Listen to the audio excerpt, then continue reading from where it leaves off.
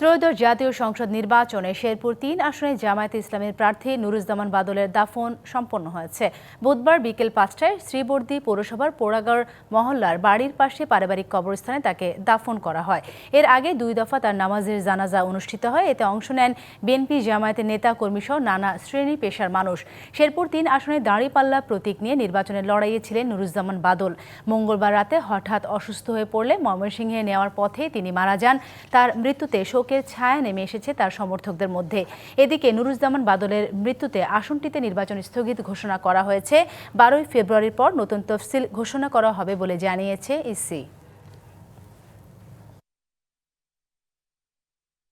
আমি তাকে কখনো একক নামাজ কাজা করতে দেখি নাই, কখনো কোনো অবৈধ টাকা হাতে ধরতে দেখি নাই, মানুষকে কখনো কষ্ট দিতে দেখি নাই।